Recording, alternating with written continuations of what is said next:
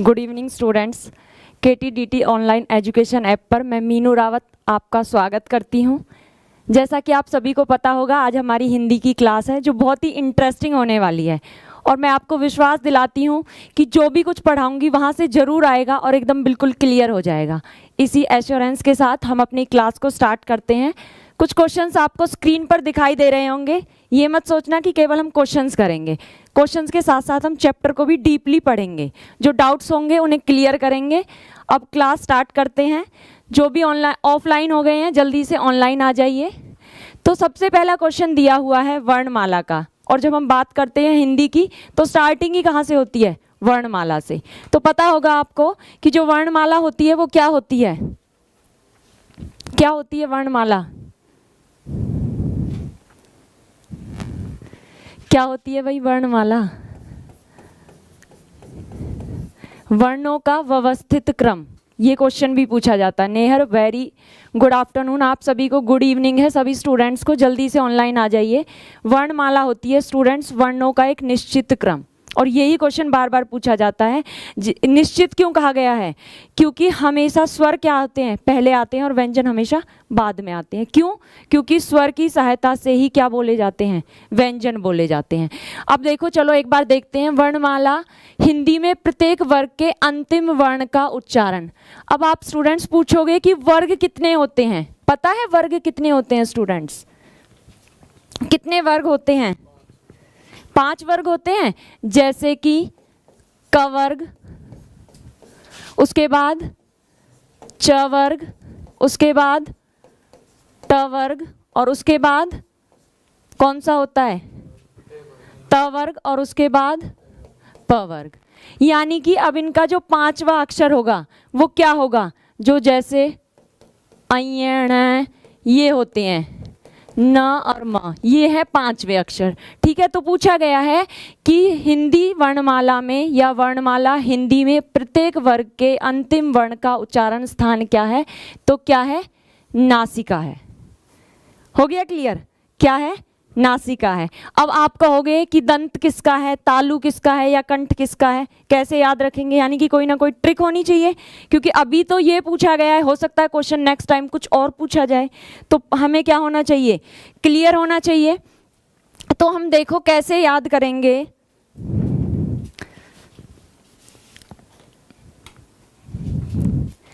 कैसे याद करेंगे कि सबसे पहले हम करेंगे अ कु है, दूसरा देखेंगे ई चू यश, उसके बाद देखेंगे री टू रस, उसके बाद देखेंगे तुलसी, और उसके बाद देखेंगे उपमा।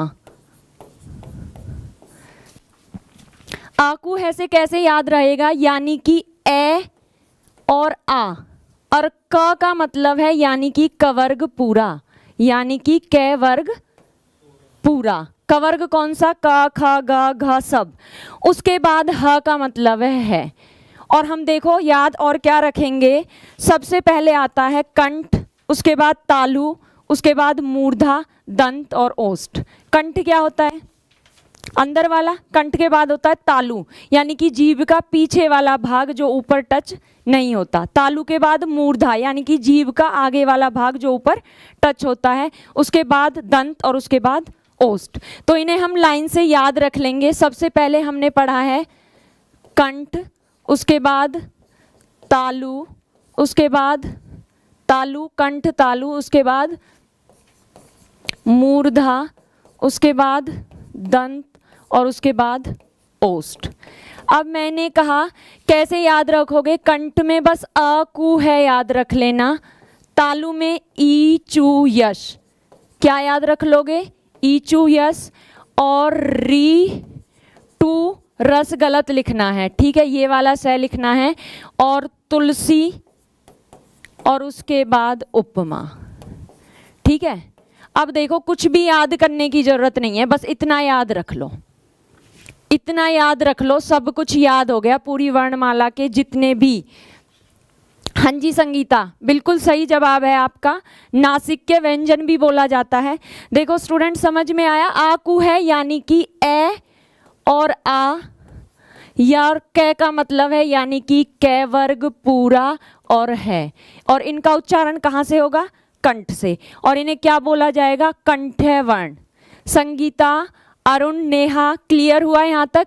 उसके बाद तालु का देखो, ई चुअस यानी कि ई चै वर्ग पूरा, और उसके बाद देखो य और श, इनका उच्चारण कहाँ से होगा? तालु से, और बोला क्या जाएगा? तालव्य वर्ण। तालु याद रख लेना, तभी पता चल जाएगा क्या बोला जाएगा? तालव्य वर्ण। उसके बाद मूर्धा का देखो, री टू रस यानी कि री, उसके बाद क्या रह गया? ट वर्ग पूरा, और उसके बाद हमारा र और श। याद रखना रस ऐसे लिखा जाता है, लेकिन मैंने क्या किया है?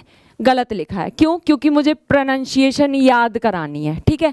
उसके बाद दंत कहते हैं दांतों से तुलसी को नहीं चबाना चाहिए, तो यानी कि तय वर्ग पूरा, और उसके बाद ल और स, और उसके बाद देखो उ, और उसके बाद क्या? प वर्ग पूरा और म, ठीक है। उसके बाद जो है वो होता है कंठ, और तालु से कौन सा बोला जाता है? अब रह कौन सा गया? ए और आई। उसके बाद आता है स्टूडेंट कंठ, व ओष्ठ से कौन सा बोला जाता है? तो वो अपने आप ही ओ से ओ, और एक हो जाता है हमारा, जो होता है रह जाता है व, वो किससे होता है? दंत्य प्लस ओष्ठ से। हो गए सारे याद? क्या याद रखना है? बस आकू है, ईचू यस। अच्छा गौरव, रिवाइज करा देती हूँ स्टूडेंट। सबसे पहले अभी मैंने बताया कि हम कैसे याद रखेंगे स्टूडेंट्स, कि बस हमें याद रखना है कंठ, तालु, मूर्धा, दंत, ओष्ठ। याद हो गए? 2 या 3 बार रिवाइज करोगे 100% श्योरिटी से याद हो जाएंगे। उसके बाद कैसे याद रखेंगे? आकू है यानी कि ऐसे ए और आ। अब ये सब याद नहीं रखना, इसी से पता चल रहा है, ये इतना सा शब्द लिखोगे उसी से पता चल जाएगा। ईचू यस यानी कि ई चै वर्ग पूरा य और स, मूर्धा री टू रस यानी कि री, ट और र और श, उसके बाद दंत यानी कि तुलसी, ओष्ठ यानी कि उपमा, उसके बाद कंठ और तालु का एक अलग से याद करना है, वो है ए, क्योंकि वो बच गया। हमेशा कंठ पहले आएगा, तालु बाद में आएगा। उसके बाद कंठ व ओष्ठ का ओ ओष्ठ से अपने आप ही पता चल रहा है, और ये होता है व, जो होता है ये होता है दंत व ओष्ठ से, यानी कि दंतोष्ट्य बोला जाता है इसे, ठीक है। और वो हो गया व, जो सबसे अलग है। और बाकी हमने सब क्या पढ़ी? जो बच गई वो क्या थी स्टूडेंट्स? हमारी नासिक्य वर्ण। क्या थे स्टूडेंट्स? वो नासिक्य वर्ण। हो गया क्लियर? अब नासिक्य वर्ण में अभी आपने फिर भी क्वेश्चन नहीं किया मेरे से। देखो मैंने तो कहा कि लास्ट वाला न और म भी किस में आएगा? नासिक्य में आएगा। और मैंने यहाँ पर भी लिख दिया, देखो कहाँ लिखा मैंने? तवर्ग में न और म लिख दिया, ठीक है। तो आपसे जब नासिक्य पूछा जाएगा तो यहाँ पर नहीं दिया जाएगा, यहाँ पर पूछा जाएगा तवर्ग का उच्चारण स्थान क्या है, तो यानी कि तय वर्ग पूरा। लेकिन नासिक्य पूछा गया है तो प्रत्येक वर्ग का 5वां वर्ण। हो गया क्लियर? कोई डाउट हो तो बताइए। हो गया गौरव क्लियर? यहां तक हुआ क्लियर? अब नेक्स्ट क्वेश्चन का आंसर आप अपने आप बताओगे। स्वरों का जो रूप व्यंजनों के साथ जोड़ा जाता है उसे क्या कहते हैं? स्वर है देखो कै, और उसमें ए जुड़ा हुआ है, और फिर या मैंने उसमें आ जोड़ दिया तो क्या बन गया? का। तो बताओ स्वरों का जो रूप व्यंजनों के साथ जोड़ा जाता है उसे क्या कहते हैं? मात्रा। वर्णमाला तो मैं आपको बता चुकी हूं, वर्णों को क्रमबद्ध रूप से लिखना। याद रखना हमेशा क्रमबद्ध जरूर आएगा, क्योंकि क्रम से लिखे जाते हैं। क के बाद ख आता है, क के बाद कभी भी ज नहीं आता। उसके बाद मैंने उच्चारण आपको बताया है, तो उच्चारण हो नहीं सकता, उसके बाद उच्चारण स्थान हो नहीं सकता। और आगत वर्ण तो वो होते हैं जो किसी और लैंग्वेज से लिए जाते हैं, जैसे कि हमने ड और ढ को लिया है जिनके नीचे बिंदी होती है, ये हमारे आगत वर्ण हैं। क्वेश्चन ये भी पूछा जाता है कि आगत वर्ण कौन से हैं? ड और ढ अरबी और फारसी से लिए गए हैं, यानी कि जो अन्य भाषाओं से लिए गए हैं, संस्कृत से ले लिए, उर्दू से ले लिए, फारसी से ले लिए। हो गया क्लियर? तो अब क्या बचा भाई? जब किसका? स्वरों का जो रूप व्यंजनों के साथ जोड़ा जाता है वो क्या कहलाता है? यस मैम, लिखा क्या है वो भी बता दियो। क्या लिखा हुआ है गौरव, आप बताइए, जो समझ में नहीं आ रहा जरूर बताया जाएगा। बताइए स्टूडेंट्स। तो मात्रा हो गया क्लियर। नेक्स्ट देखो दिया, ये दो चीज बताई है आगत वर्ण वाले, इसमें से ज होता है, जो गजल लिखते हैं, हाँ ज, वो इसी में आएगा। ज और फ, ये भी हैं, ये आगत ये भी हैं। ये नुक्ता, इनके पीछे ये जो नुक्ता लगा हुआ है, नुक्ता का मतलब है बिंदी, आगत ही है ये भी। हाँ, ये भी आगत ही है, नुक्ता वाले में आएंगे। नेक्स्ट देखो, भाषा की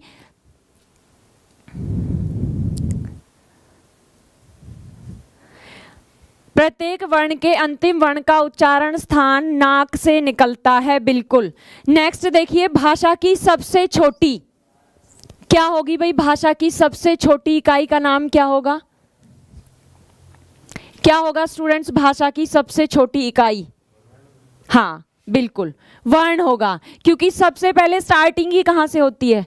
वर्ण से होती है। तभी तो सबसे पहले क्या पढ़ाया? वर्णमाला पढ़ाया। और वर्णमाला किससे बनी है? वर्णों के योग से बनी है। और वर्णों की संख्या कितनी है?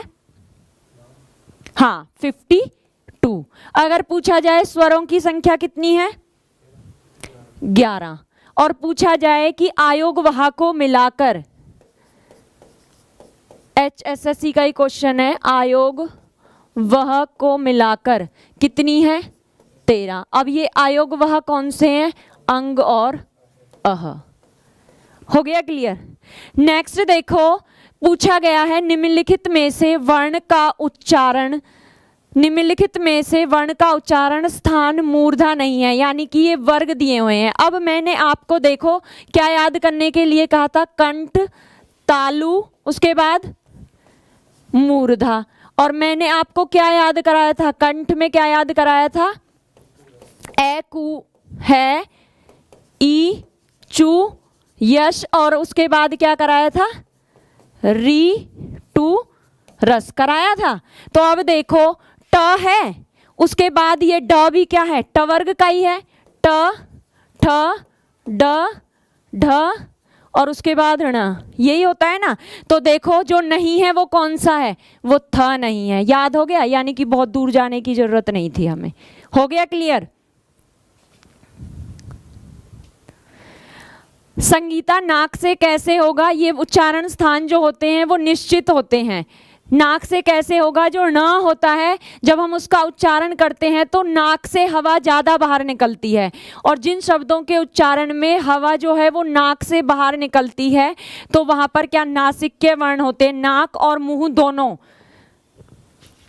नेक्स्ट देखिएगा, कौन सा क्वेश्चन? का उच्चारण किसकी भांति होता है? कंठ के ऊपर कौन से वाला क्वेश्चन कह रहे हो? ये में वर्ण जो आपने लिख रखा है ना, ये भाषा की सबसे छोटी इकाई। अच्छा, इसी में क्वेश्चन दिया हुआ है। अच्छा ये रहा वाक्य, ये विसर्ग का उच्चारण किसकी भांति होता है? बताइए। एक क्वेश्चन यहाँ पर भी दिया हुआ है, विसर्ग का उच्चारण किसकी भांति होता है? विसर्ग का उच्चारण किसकी भांति होता है? स्लाइड मूवेबल है ये प्लस इससे, बताइए। नहीं हुआ? एक पहले इसका आंसर बताइए, विसर्ग का उच्चारण किसकी भांति होता है? किसकी भांति होता है? बताइए। है की भांति होता है। कैसे होता है स्टूडेंट्स? देखो बहुत ध्यान से समझना।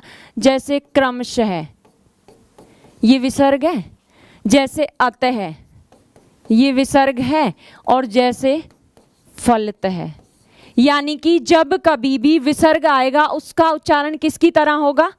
है की तरह होगा, है ध्वनि की तरह होगा। नेक्स्ट देखिए,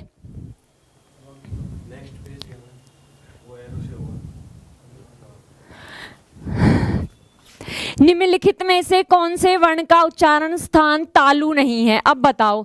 तालु में, सॉरी ये थोड़ा सा एक, सॉरी फॉर दैट, बताइए निम्नलिखित में से कौन से वर्ण, हाँ जी गौरव, पेपर तक नहीं, आज ही बहुत कुछ हो जाएगा। निम्नलिखित में से कौन से वर्ण का उच्चारण स्थान तालु नहीं है? जल्दी से आंसर बताइए। अब हम याद कर चुके हैं। तालु के लिए क्या याद किया था? कंठ तालु यानी कि ईचू, यस ई भी हो गया, ये और श भी हो गया, जो द है वो नहीं है। नेक्स्ट देखिए, च वर्ग का उच्चारण मुंह के किस भाग से होता है? कंठ, मूर्धा, ओष्ठ या तालु? तो चवर्ग ईचू कंठ तालु यानी कि किससे होता है? तालु से होता है। नेक्स्ट देखिए, भाषा की नियमावली को क्या कहते हैं? जिसमें भाषा के नियम दिए होते हैं वो क्या कहलाती है? व्याकरण। जहां से हमें भाषा के शुद्ध रूप का क्या होता है? ज्ञान होता है। क्या हो जाएगा वो? जिससे भाषा के शुद्ध रूप का ज्ञान होगा वो हो जाएगा व्याकरण। नेक्स्ट देखिए, लड़का शब्द का भाववाचक रूप क्या होगा?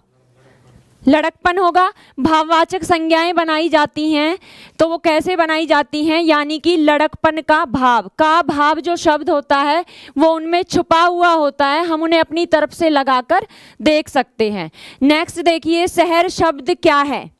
शहर शब्द क्या है? क्रिया है, जातिवाचक संज्ञा, अव्यय या सर्वनाम? हाँ, शहर शब्द क्या है? जातिवाचक संज्ञा है। कैसे है स्टूडेंट्स जातिवाचक संज्ञा? क्योंकि जितने भी शहर हैं वो कलेक्टिवली क्या बोले जाएंगे? शहर ही बोले जाएंगे। लेकिन नाम दे दिया जाता शहर का आगरा तो क्या हो जाता? व्यक्तिवाचक हो जाता, यानी कि नाम लेते ही वो व्यक्तिवाचक में चला जाएगा। नेक्स्ट देखिए, मेरी बहन, सबसे ज्यादा बार ये क्वेश्चंस आते हैं। मेरी बहन स्कूल से आई है, इस वाक्य में बहन का पद परिचय दीजिए। पद परिचय का मतलब होता है कि ये जो बहन है इसके बारे में कंप्लीट बताना है कि ये संज्ञा है, सर्वनाम है, कौन सा लिंग है, कौन सा वचन है, कर्ता कारक है, कौन है। तो पढ़िए, देखो सबसे पहले सर्वनाम तो है नहीं बहन, तो पहला ऑप्शन क्या हो गया? गलत। उसके बाद देखिए, जातिवाचक संज्ञा है, बहन का नाम दे दिया जाता सीता तो क्या हो जाती? व्यक्तिवाचक। लेकिन अब ये क्या है? जातिवाचक है। और देखो साथ में कर्ता कारक भी है, उसी के बारे में बात की जा रही है। बहन स्त्रीलिंग भी है और एक वचन भी है, क्या व्यक्तिवाचक संज्ञा है? तो ये भी क्या हो गया? गलत। और भाववाचक संज्ञा भी नहीं है। तो आपको पता होना चाहिए पद परिचय क्या होता है। सबसे ज्यादा बार HSSC ये क्वेश्चन पूछता है, यानी कि जो पद दिया हुआ है उसके बारे में कंप्लीट इंफॉर्मेशन देना। और इंफॉर्मेशन में क्या देंगे? विशेषण का क्वेश्चन है तो विशेषण बताएंगे, संज्ञा का है तो संज्ञा बताएंगे, उसके बाद उसका जेंडर लिंग बताएंगे, उसके बाद क्या बताएंगे? वचन बताएंगे, कौन से वचन का है, और उसके बाद कारक बताएंगे, और उसके बाद क्रिया बताएंगे, और उसके बाद अगर पहचान नहीं हो रही है तो उन्हें बोला जाएगा अव्यय। और अव्यय होते हैं अविकारी शब्द। ठीक है। नेक्स्ट देखो, समझदार लड़के नहीं लड़ते, इस वाक्य में लड़के का पद परिचय। अब आप सभी आंसर दीजिए। भाववाचक संज्ञा है, उसके बाद पहला गलत हो गया, भाववाचक संज्ञा नहीं है। उसके बाद नेक्स्ट देखिए, जातिवाचक संज्ञा है, तो ये क्या हो गया? ठीक हो गया, पुल्लिंग भी है। उसके बाद बहुवचन भी है, कर्ता कारक लड़ते क्रिया का कर्ता। उसके बाद व्यक्तिवाचक नहीं है, नाम दे रखा होता, और उसके बाद भी व्यक्तिवाचक नहीं है क्योंकि नाम दे रखा होता। हो गया क्लियर? कोई डाउट? उसके बाद नेक्स्ट देखिएगा, ब्लैंक स्लाइड ऐड नहीं हो सकती तो ब्लैंक आ जाएगा। तो अभी ये देखते हैं, गाय फल खाती है, इस वाक्य के गाय का पद परिचय दीजिए। तो क्या होगा भाई गाय का पद परिचय? कुलदीप, मीनाक्षी, जल्दी से बताइए। नेहा, गौरव, गाय का पद परिचय क्या होगा? अब गाय क्या है? व्यक्तिवाचक संज्ञा है। गाय कौन सी संज्ञा है? जातिवाचक है। तो व्यक्तिवाचक और व्यक्तिवाचक के दोनों क्या हो गए? गलत। और उसके बाद भाववाचक संज्ञा भी नहीं है, तो यानी कि जो जातिवाचक है वो क्या हो गया? सही हो गया। नेक्स्ट देखो, लड़का पुस्तक पढ़ता है, वाक्य में पुस्तक का पद परिचय दीजिए। पुस्तक क्या है? क्या है पुस्तक? वो भी क्या है? एक जातिवाचक है। कहां पर दिया हुआ है? 3rd नंबर पर। यानी कि जातिवाचक संज्ञा है, स्त्रीलिंग है, एक वचन है, करण कारक है। कैसे करण कारक है? लड़का पुस्तक पढ़ता है, यानी कि साधन के रूप में प्रयोग की गई है, और पढ़ता है क्रिया का कर्म है। नेक्स्ट देखो, लड़का कपड़े धोता है, तो कपड़े का पद परिचय क्या होगा? भाववाचक संज्ञा नहीं होगा, क्योंकि कपड़ा क्या है भाई? ये भी एक क्या है? जाति है तो व्यक्तिवाचक भी नहीं होगा, तो क्या हो जाएगा थर्ड नंबर पर जातिवाचक संज्ञा पुल्लिंग बहुवचन कर्म कारक धोता है क्रिया का कर्म। हो गया क्लियर। उसके बाद नेक्स्ट देखते हैं। नेक्स्ट देखो, मेरी आंखों में दर्द है, दर्द का पद परिचय दें। जल्दी जल्दी आंसर बताइए। अंजलि ठीक है, कुलदीप, मीनाक्षी। मेरी आंखों में दर्द है, दर्द क्या है? भाव है, तो क्या हो जाएगा ये? अब भाववाचक संज्ञा व्यक्तिवाचक नहीं हो सकता, यहीं से गलत हो गया। अगेन व्यक्तिवाचक नहीं हो सकता और उसके बाद जातिवाचक भी नहीं है।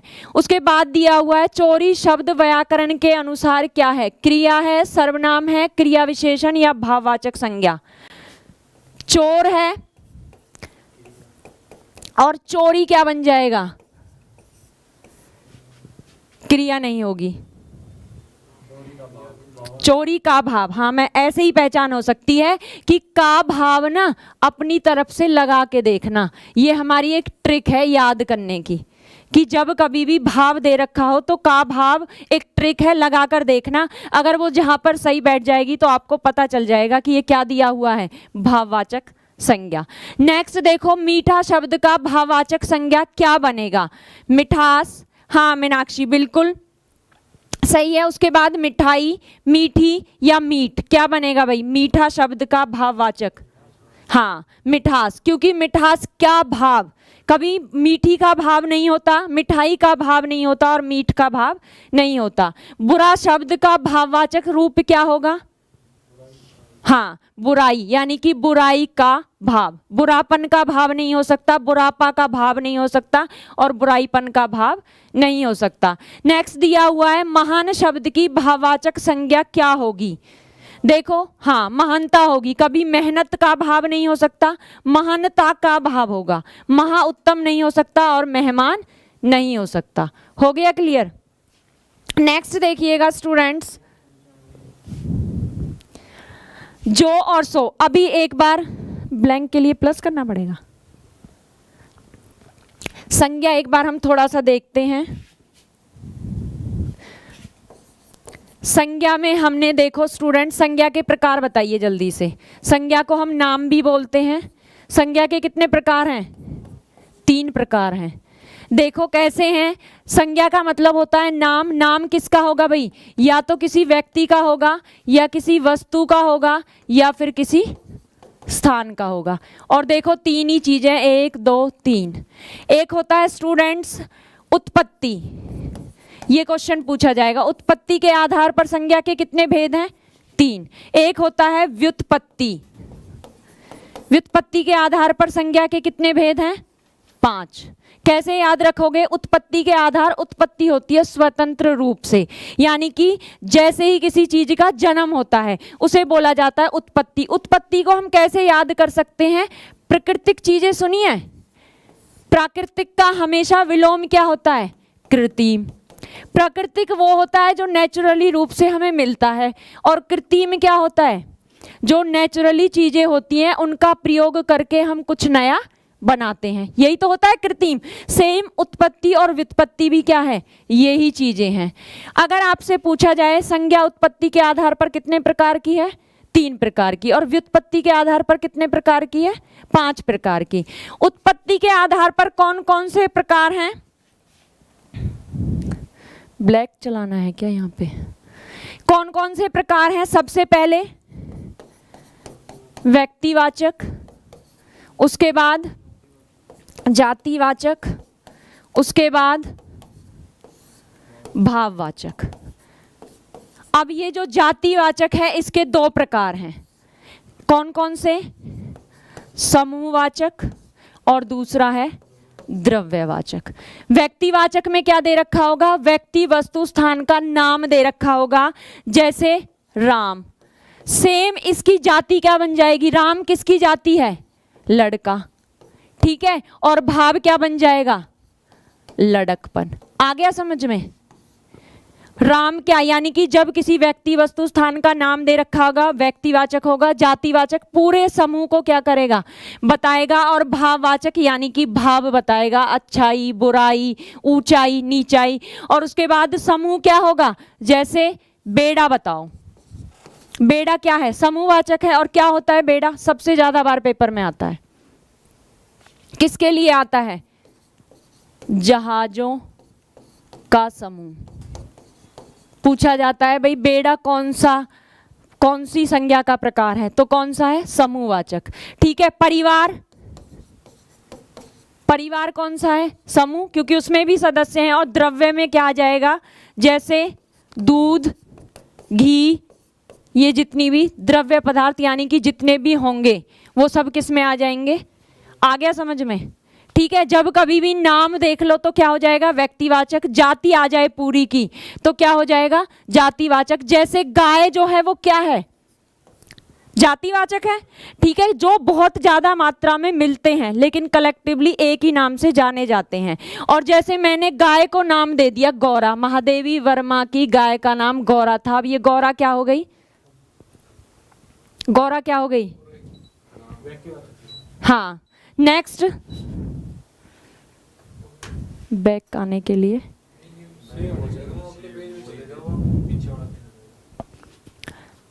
अभी तो विशेषण पे कहाँ, अभी तो हम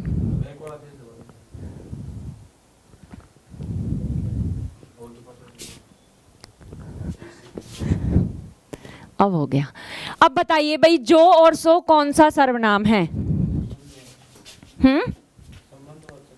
जो और सो बिल्कुल कौन सा सर्वनाम है? संबंधवाचक। यानी कि जो क्या बताएंगे? संबंध बताएंगे। देखो प्रश्नवाचक में हमेशा क्या पूछा जाएगा? प्रश्न। और लास्ट में क्या देखने के लिए मिलेगा? प्रश्नवाचक चिन्ह का प्रयोग देखने के लिए मिलेगा। उसके बाद देखो निश्चयवाचक सर्वनाम में क्या मिलेंगे? यह और वह। और क्या किया जाएगा? किसी चीज की तरफ इशारा किया जाएगा। संबंधवाचक में जो और सो, ये इसका आंसर हो गया, इनमें से कोई नहीं।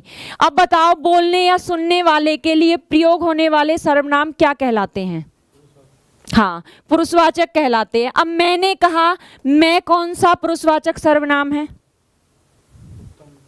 हाँ, उत्तम पुरुष। फिर उसके बाद मैंने कहा आप कौन सा सर्वनाम है? हाँ, मध्यम पुरुष। आइडिया लगा रहे हो या फिर क्लियर है? आइडिया मत लगाओ, याद होना चाहिए। हाँ, क्योंकि मैं अपने आप को सबसे बेस्ट मानती हूँ तो अपने लिए मैं ईगो के लिए मैं यूज ना करके हम भी यूज कर सकती हूँ। उत्तम पुरुष का मतलब है यानी कि वे सर्वनाम शब्द जो वक्ता अपने लिए प्रयोग करता है। जैसे मैं अपने लिए मैं और क्या यूज कर सकती हूँ? मेरा। और क्या यूज कर सकती हूँ? हम, हमारा। गुड। उसके बाद देखो मध्यम पुरुष में क्या आएगा? यानी कि सुनने वाले के लिए जो हमारे सामने उपस्थित है, जो शब्द प्रयोग किए जाएंगे कौन सा? जैसे तुम, तुम्हारा। और क्या हो सकता है? तू और आप। और उसके बाद कौन सा आता है? उत्तम पुरुष, मध्यम पुरुष और अन्य पुरुष। मैम जो और सो में भी। हाँ गौरव ठीक है ये। तो अन्य पुरुष में कौन से आ जाएंगे? यानी कि जो हमारे सामने उपस्थित नहीं है और उनके पीछे से हम क्या कर रहे हैं? बातें कर रहे हैं। जैसे कि वह। और क्या हो सकता है? वे, उसका और उनका। हो गया क्लियर? यानी कि यहाँ पर कौन कौन से प्रयोग किए जाएंगे? क्वेश्चन कहीं से भी पूछा जा सकता है। दूसरा क्वेश्चन आएगा प्लस स्लाइड के लिए। अब बताओ भाई सर्वनाम के कितने भेद हैं? 2 मिनट में हैबिचुअल होने वाली हूँ। सर्वनाम के कितने भेद हैं? बताइए भाई, पक्का देख लेना। 6 हैं। कैसे याद रखोगे? सर्वनाम किसकी जगह प्रयोग किए जाते हैं? संज्ञा की जगह। और सर्वनाम शब्द बड़ा है। संज्ञा के कितने भेद थे? 3। और 3 को 2 से यानी कि संज्ञा की जगह प्रयोग किए जाते हैं 6। सबसे पहला कौन सा सर्वनाम होता है? सबसे पहले होता है पुरुषवाचक। यही होता है सर्वनाम। होता है या नहीं होता है? यानी कि जिसमें उत्तम, मध्यम और तीनों पुरुषों की क्या की जाती है? बात की जाती है। सबसे ज्यादा क्वेश्चन यहां से आता है अनिश्चयवाचक। सॉरी निश्चयवाचक, दूसरा हो जाएगा निश्चयवाचक सर्वनाम। अब ये निश्चयवाचक सर्वनाम कौन सा है? यानी कि जो निश्चित चीजों की तरफ क्या करेगा, संकेत करेगा, जैसे यह मेरा घर है, ठीक है। उसके बाद देखो अनिश्चित में क्या होगा, अनिश्चयवाचक सर्वनाम। अनिश्चयवाचक सर्वनाम में जैसे दरवाजे पर कोई आया है, दरवाजे, यानी कि वहां पर क्या नहीं है, दरवाजे पर कोई आया है। उसके बाद नेक्स्ट देखिए, अनिश्चयवाचक के बाद कौन सा हो जाएगा, प्रश्नवाचक, यानी कि वहां पर क्या किया जाएगा, प्रश्न पूछा जाएगा, आपका क्या नाम है, ठीक है। लास्ट में प्रश्नवाचक चिन्ह आएगा और उसके बाद आएगा संबंधवाचक, जो हम यहाँ पर देख रहे हैं, जो जैसा करेगा वैसा भरेगा, जिसकी लाठी उसकी भैंस। तो संबंधवाचक में यानी कि जो, सो, जैसा, वैसा, इनसे वाक्य क्या होगा, जुड़ा होगा। और सबसे ज्यादा पूछा जाता है निजवाचक सर्वनाम।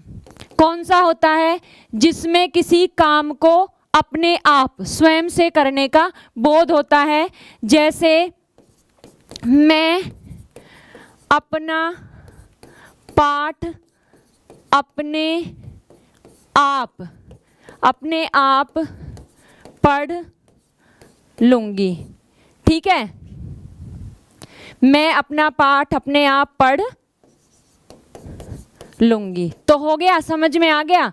यानी कि अब ये जो अपने आप है, मैं अपना पाठ अपने आप पढ़ लूंगी, अपने आप यानी कि स्वयं से पढ़ लूंगी, तो कभी भी कंफ्यूज नहीं होना है। एक आप शब्द हमने कहां पर प्रयोग किया है, पुरुषवाचक के मध्यम पुरुष में, लेकिन वहां का जो आप शब्द होगा, वहां पर जो कर्ता होगा वो हमारे सामने होगा, ठीक है। लेकिन जब क्या होगा, यहां पर निजवाचक का मतलब है जब काम से स्वयं को करने के बारे में आप प्रयोग किया जाएगा, तो वहां पर निजता का बोध होगा। आ गया समझ में? तो जैसे अब क्वेश्चन पूछा जाता है, जैसा करोगे वैसा भरोगे, किसका उदाहरण है, जैसा करोगे वैसा भरोगे, संबंधवाचक का। मैं वहां स्वयं चली जाऊंगी, ऑनलाइन स्टूडेंट्स बताइए, मैं वहां स्वयं से चली जाऊंगी कौन से सर्वनाम का उदाहरण है, मैं वहां स्वयं से चली जाऊंगी कौन से सर्वनाम का उदाहरण है।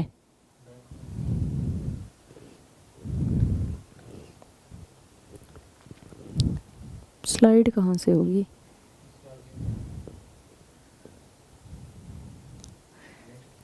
क्वेश्चंस वाली स्लाइड।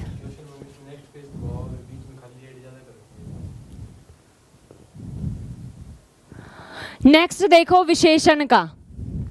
अब विशेषण का बताइए, यहां तक क्लियर हुआ? अब यहां पर थोड़ी सी कंफ्यूजन आएगी कि विशेषण में भी वही शब्द प्रयोग किए जाते हैं जो सर्वनाम में प्रयोग किए जाते हैं।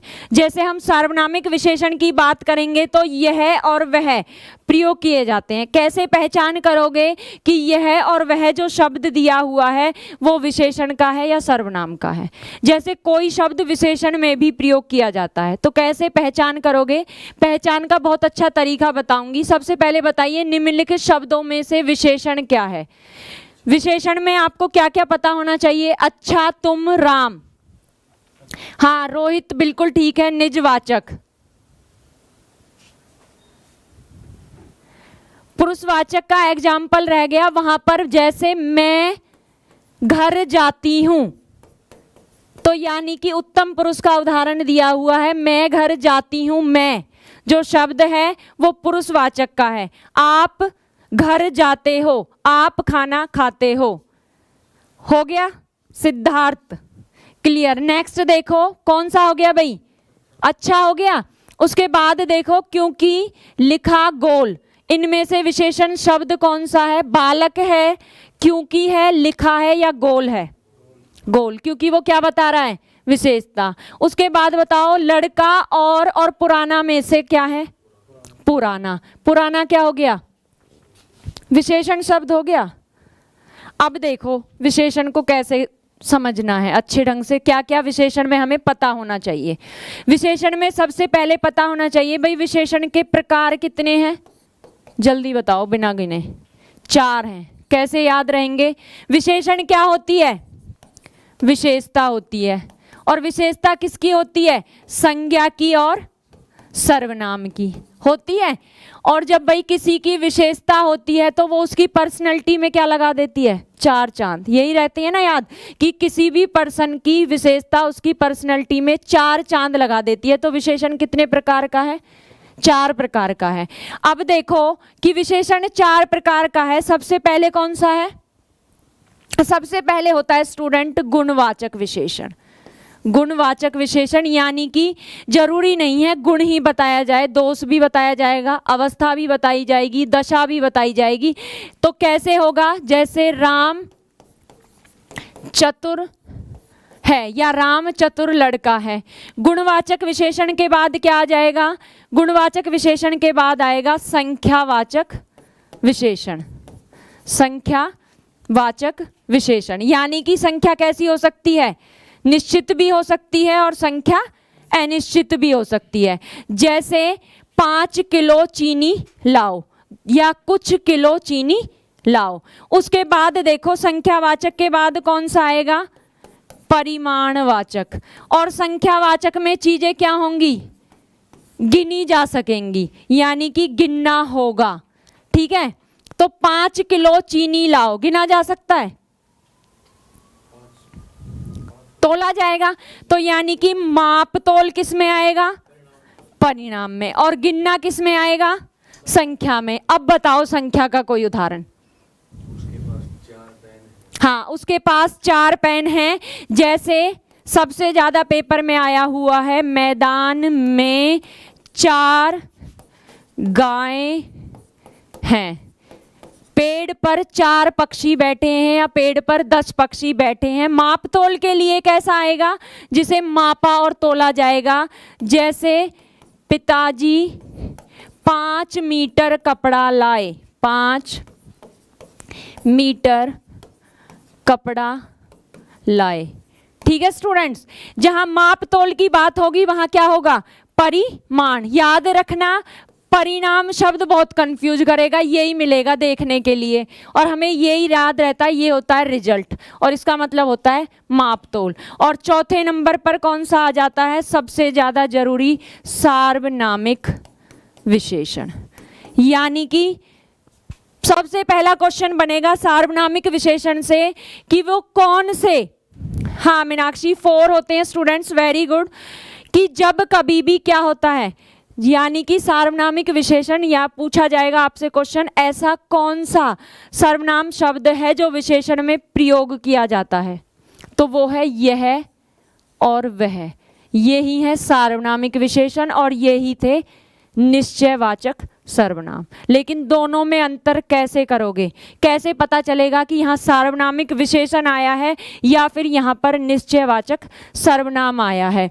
तो देखो उसे डिफरेंशिएट करने के लिए हम कैसे पढ़ेंगे स्टूडेंट्स, कि जब बात होगी सर्वनाम के यह और वह की, सर्वनाम के यह और वह की बात होगी तो स्टूडेंट्स वहां पर हमेशा और पूछा जाएगा भाई यह राम का घर है, यह तुम्हारा फूल है। देखो दोनों में कोई अंतर लग रहा है? थोड़ा सा कंफ्यूजिंग लग रहा है ना? संकेत तो दोनों यह और वह से दे रहे हैं, लेकिन सर्वनाम का मतलब है यानी कि सबका नाम और संज्ञा की जगह प्रयोग किया जाएगा।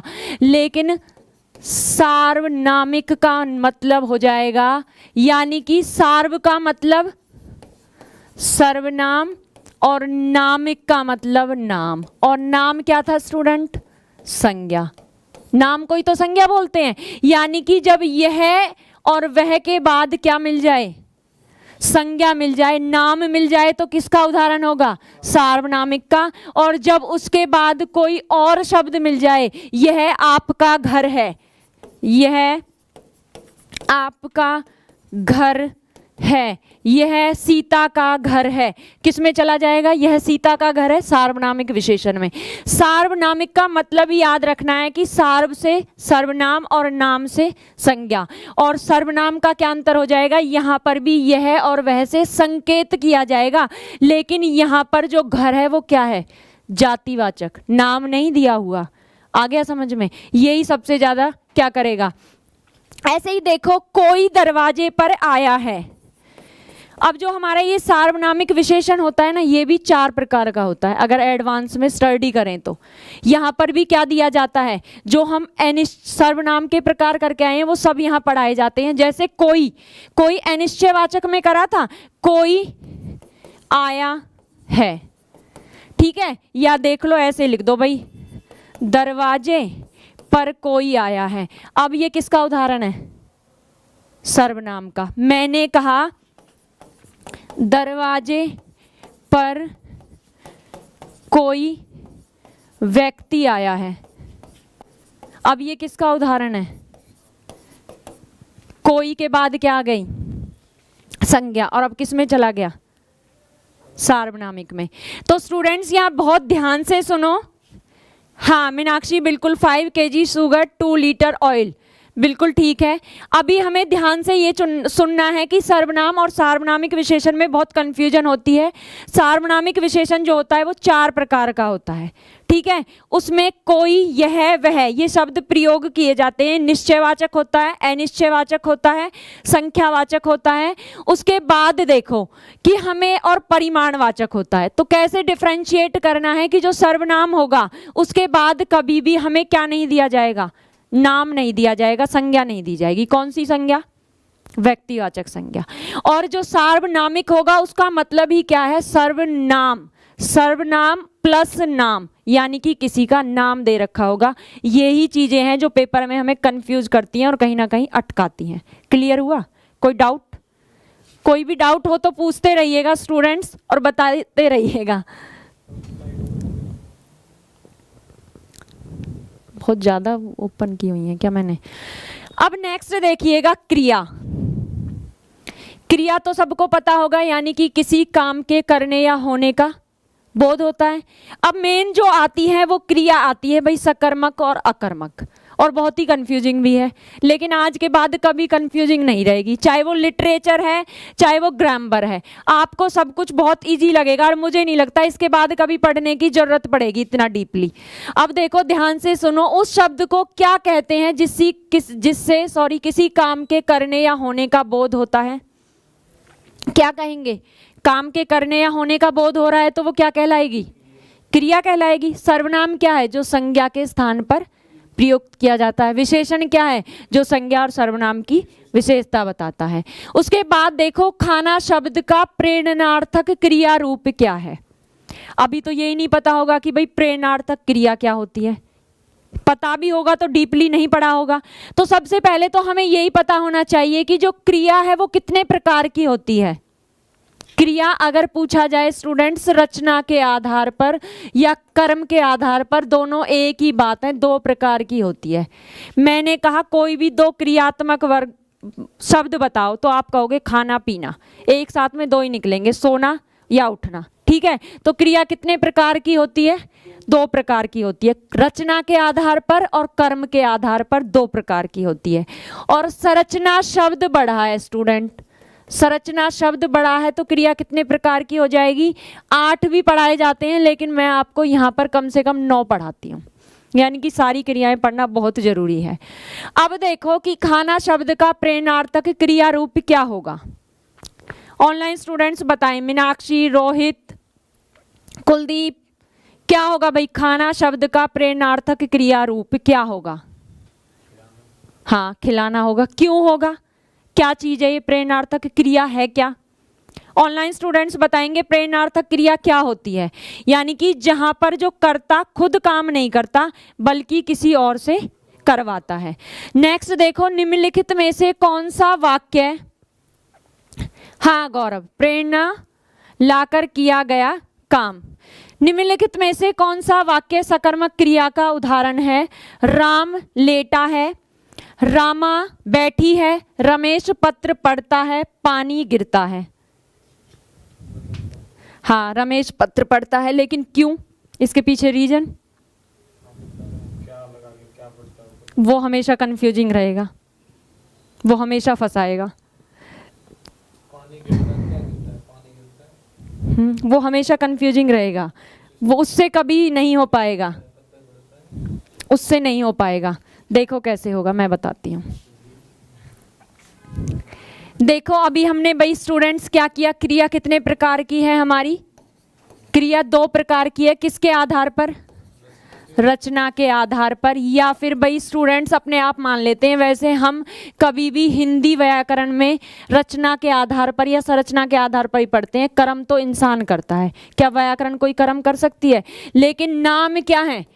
अकर्मक और सकर्मक हैं, तो इसलिए क्या कह दिया? कर्म के आधार पर। कैसे याद रखोगे स्टूडेंट्स कि अकर्मक क्रिया यानी कि कर्म की आवश्यकता नहीं, और सकर्मक क्रिया यानी कि कर्म की आवश्यकता। जैसे मैंने कहा सीता पुस्तक पढ़ती है, फिर मैंने कह दिया कि सीता पढ़ती है, सीता पढ़ती है। अब मुझे बताओ कौन सी सकर्मक है और कौन सी अकर्मक है? जल्दी से बताइए, कौन सी सकर्मक क्रिया है और कौन सी अकर्मक क्रिया है? हाँ रोहित, बिल्कुल, खिलाना बिल्कुल सही होगा। बताइए। देखो सकर्मक का मतलब होता है कर्म साथ में, और कर्म किसके साथ में रहेगा स्टूडेंट्स? क्रिया के साथ में। यानी कि जब कभी भी पढ़ना क्या है? क्रिया है, और पढ़ने से पहले पुस्तक कर्म दे दिया तो कौन सी क्रिया हो गई? हाँ अंजलि, पेन मुझे लगता है कि स्टूडेंट ब्लैक कलर से दिख रहा होगा। उसके बाद देखो सीता पढ़ती है, पढ़ना क्या हो गई? क्रिया, और उससे पहले कोई कर्म दिया है? नहीं, ये तो कर्ता दे दिया। यानी कि सकर्मक का मतलब है क्रिया से पहले जब साथ में क्या दे दिया जाएगा? क्रिया के पहले या साथ में क्या दिया जाएगा स्टूडेंट्स? कर्म दिया जाएगा। आप पहचान कर लोगे, ठीक है। और अकर्मक का मतलब क्या है? बिना कर्म के, यानी कि क्रिया के साथ कोई कर्म नहीं दिया हुआ। नेक्स्ट एग्जाम्पल देख लो, बहुत अच्छा सा। हाँ, सीता बुक पढ़ती है, बिल्कुल। देखिएगा, फर्स्ट सकर्मक रोहित, बिल्कुल ठीक है। नेक्स्ट देखो, राम कपड़े धोता है और राम धोता है, कौन सी हो जाएगी? हाँ, क्योंकि कपड़े क्या दे दिया? कर्म दे दिया क्रिया से पहले, और धोता है क्या है? यानी कि इसके जो आंसर्स होते हैं ना, वो बहुत सारे निकल कर आते हैं। जैसे राधा दौड़ती है, सूर्य निकलता है, कौन सी क्रियाएं हैं? हाँ, क्यों है अकर्मक? क्योंकि जो नेचुरली प्रोसेस होते हैं जिनमें हम अपनी एक्टिविटीज को शामिल नहीं करते, वो सब भी किस में आती हैं? अकर्मक में आती हैं, क्योंकि वो सारी क्या हैं? गॉड गिफ्टेड चीजें भी होती है। आ गया समझ में? जब कभी भी क्रिया से पहले क्या दे रखा होगा? गौरव, क्या समझ में नहीं आया? जल्दी से बताइए, एक बार दोबारा से रिपीट किया जाएगा। मैंने अभी पढ़ाया कि सकर्मक और अकर्मक 2 क्रिया होती है रचना या कर्म के आधार पर। जब क्रिया से पहले क्या दे दिया जाएगा? कर्म दे दिया जाएगा तो वो सकर्मक होगी, और कर्म नहीं दिया जाएगा तो वो अकर्मक होगी। जैसे देखो, राम दौड़ता है, कौन सी है? कोई कर्म नहीं दे रखा, कर्ता दे रखा है, तो कौन सी क्रिया है? अकर्मक क्रिया है। मैंने कहा सीता हंसती है, कौन सी क्रिया है? सीता हंसती है, तो कौन सी क्रिया है? वहां पर कोई कर्म नहीं दे रखा, ठीक है। तो जब कभी भी, जैसे सबसे ज्यादा बार पेपर में पूछा गया है कि गेहूं पिसता है, गेहूं पिसता है, कौन सी क्रिया है? कौन सी क्रिया है? पिसना क्रिया से पहले कर्म दे दिया, गेहूं का पिसना, तो सकर्मक हो गई। और केवल आ जाए कि पिसता है तो कौन सी हो जाएगी? अकर्मक।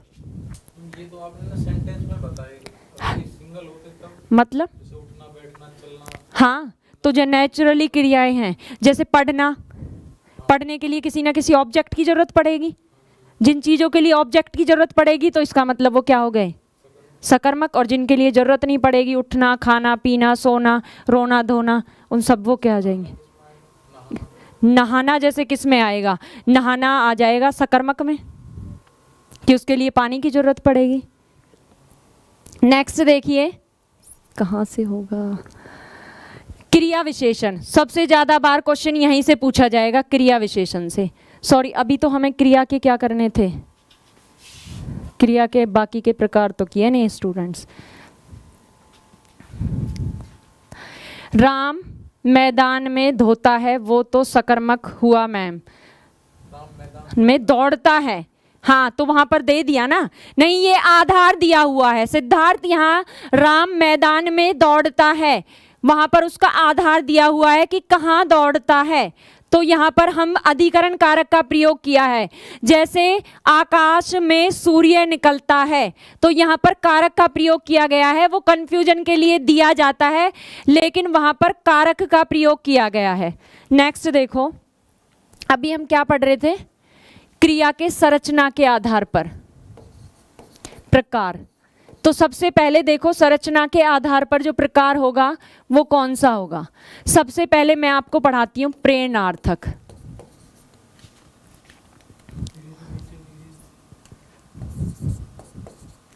ओहो, कहां से, ये जो मैंने आपने बताई ना सकर्मक कारक, नहीं अब कम पूछा जाता है, बहुत कॉमन हो चुकी है, एडवांस से क्वेश्चन बनता है। प्रेरणार्थक क्रिया क्या होगी, जहां पर क्या किया जाएगा, किसी और से काम कराया जाएगा। जैसे स्टूडेंट देखो, माँ नौकरानी से कपड़े धुलवाती है, यानी कि माँ खुद काम नहीं करती, नौकरानी से कपड़े धुलवाती है, यानी कि प्रेरणा से काम कराती है। अब यहाँ पर भी बड़ा कंफ्यूजिंग है, माँ नौकरानी से कपड़े धुलवाती है, माँ नौकरानी से कपड़े धुलवाती है, ठीक है। यहां पर क्या है, और एक है माँ बच्चे को दूध पिलाती है, माँ बच्चे को दूध पिलाती है। देखो अब ध्यान से, माँ नौकरानी से कपड़े धुलवाती है, यहां पर किसका, दो प्रेरणार्थक यानी कि द्वितीय प्रेरणार्थक का प्रयोग किया गया है। कैसे, माँ नौकरानी से कपड़े धुलवाती है, माँ नौकरानी से बोलती है और फिर नौकरानी कपड़े धोती है, और माँ बच्चे को दूध पिलाती है। यहाँ पे प्रथम प्रेरणार्थक क्रिया का प्रयोग किया गया है। यहाँ पर किसका प्रयोग किया गया है, द्वितीय प्रेरणार्थक क्रिया। कैसे याद रखोगे, बस ऐसे याद रखना, यानी कि कार्य के करने का बोध होगा। जब माँ काम को खुद करेगी तो वहां पर क्या होगा, माँ हो या कोई भी हो, तो वहां पे क्या हो जाएगा स्टूडेंट्स, प्रथम प्रेरणार्थक। क्या हो जाएगा, प्रथम प्रेरणार्थक। और जब काम किसी और से करवाया जाएगा तो वहां पर द्वितीय प्रेरणार्थक। जैसे अभी आया हुआ है पेपर में कि आदमी टिकट मास्टर से टिकट कटवाता है, तो प्रथम प्रेरणार्थक या द्वितीय प्रेरणार्थक, द्वितीय प्रेरणार्थक। यानी कि काम को करने का बोध होगा। जब पर्टिकुलर व्यक्ति खुद काम करेगा तो प्रथम प्रेरणार्थक, और जब किसी और को आदेश देकर काम कराएगा तो द्वितीय प्रेरणार्थक। नेक्स्ट देखो, नेक्स्ट जो दी होती है नाम धातु, सबसे ज्यादा ये आती है नाम धातु क्रिया। कौन सी होती है, जो संज्ञा सर्वनाम व विशेषण में, संज्ञा सर्वनाम व विशेषण में क्या, ना प्रत्यय लगाने से बनती है, ठीक है। लेकिन देखो मैंने कहा जो क्रिया है, यही पेपर में क्वेश्चन पूछा गया है। सबसे पहले यही बताओ कि क्रिया किससे बनती है। अभी अभी जस्ट जो पेपर आए हुए थे उनमें पूछा गया क्रिया किससे बनती है। क्रिया हमेशा स्टूडेंट्स धातु से बनती है। जैसे धातु में क्या जोड़ने से, ना प्रत्यय जोड़ने से। जैसे देखो चल क्या है स्टूडेंट्स, धातु है और मैंने उसमें ना प्रत्यय जोड़ा, तब क्या बनी, चलना क्रिया। खा क्या है, धातु है स्टूडेंट्स, उसमें मैंने ना प्रत्यय जोड़ा तो क्या बनी, खाना। अब आप कहोगे कि मैडम नाम धातु क्रिया, और फिर हम क्रिया में कैसे पहचान करेंगे, क्योंकि पेपर में तो आता है। तो यहाँ के लिए मैं आपको बहुत अच्छी ट्रिक बता देती हूँ कि यहाँ पर क्या लगेगा, आना लगा लेना। ये हमारी ट्रिक है। कैसे, जैसे देखो अपना शब्द सबसे ज्यादा बार पूछा जाता है, अपना, और इसका क्या बन जाएगा, अपनाना। ठीक है, आ गया समझ में। ऐसे ही नेक्स्ट देखो, अपना से क्या बन जाएगा, अपनाना। ऐसे ही जो शब्द दिए जाएंगे, तो जैसे संज्ञा सर्वनाम विशेषण शब्द में आप क्या लगाओगे, यानी कि आना प्रत्यय लगा लेना। ठीक है, जब कभी भी आपको नाम धातु क्रिया के बारे में पूछा जाए और धातु के बारे में पूछा जाए कि जो जैसे आपको ऐसे दिया जाएगा, अपनाना शब्द दे दिया, उसके बाद चलना शब्द दे दिया, उसके बाद रहना शब्द दे दिया और खाना शब्द दे दिया। अब देखो आपसे पूछा जाए एक असंगत कौन सा है, अपनाना। क्यों है, क्योंकि ये नाम धातु का है और बाकी सब किसके हैं, क्रिया के हैं। ठीक है, और पूछ लिया जाए कि जो ये शब्द दिए हुए हैं इनमें से नाम धातु क्रिया कौन सी है, तो अपनाना। ठीक है, और अभी पेपर का आया हुआ बहुत अच्छा क्वेश्चन बताती हूँ कि 60 साल की उम्र होते ही बूढ़े जो वृद्ध जवान होते हैं वो सठियाने लगते हैं। तो जो सठियाना शब्द है रेखांकित करके दिया हुआ है वो कौन सा, वो कौन सी क्रिया है, नाम धातु क्रिया। और केवल ये आता सठियाना की जगह सठियाना नहीं आता, सठिया आ जाता तो कोई शब्द नहीं था। आ गया समझ में, ये पेपर का ही आया हुआ है कि जो सठियाना दिया हुआ है। अब नेक्स्ट देखिए क्रिया विशेषण। उसके बाद एक और बताती हूँ, सजातीय पता है क्या होती हैं, सजातीय क्रिया। कोई उदाहरण देके बताओ सजातीय क्रिया का। पेपर में पढ़ा होगा, रंजक क्रिया सबसे ज्यादा बार आई हुई है, संयुक्त क्रिया सबसे ज्यादा बार आई हुई है, सहायक क्रिया सबसे ज्यादा बार आई हुई है।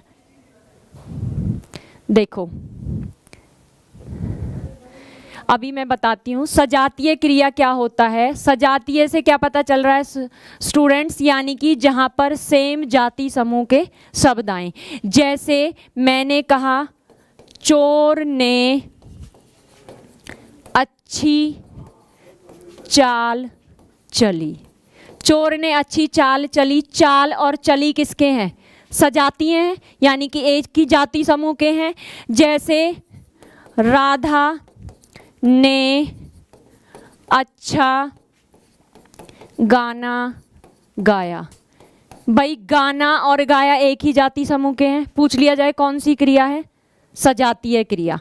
उसके बाद देखो सजातीय के बाद संयुक्त क्रिया। संयुक्त क्रिया को ही क्या बोला जाएगा, या यौगिक क्रिया। और यौगिक का मतलब क्या होता है स्टूडेंट्स, जोड़ना या जोड़। जब दो या दो से अधिक क्रियाएं एक साथ आ जाएंगी तो वो किसका काम करेंगी, संयुक्त क्रिया का। हाँ जी नेहा बताइए, चलना भी तो होता है, चलाना, हाँ उसमें भी चलाना होता है, बिल्कुल वो चल से बना है। आना नाम धातु क्रिया हो जाएगी दीपक। प्रेरणार्थक क्रिया में दो होता है नेहा, एक प्रथम प्रेरणार्थक जिसमें कर्ता स्वयं कार्य करता है, जैसे माँ बच्चे को दूध पिलाती है, और दूसरा होता है द्वितीय प्रेरणार्थक, जैसे माँ नौकरानी के द्वारा बच्चे को दूध पिलवाती है। हुआ क्लियर। देखो संयुक्त क्रिया यानी कि जोड़ होगा, जैसे खाना और पीना। ठीक है, यानी कि ऐसी जब क्रियाएं आ जाएंगी, उठना बैठना सोना, और जब कौन सी क्रिया हो जाएगी, यौगिक क्रिया। यानी कि देखो खाना भी एक क्रिया है, पीना भी एक क्रिया है, और दोनों एक साथ आ रही हैं तो कौन सी क्रिया हो गई।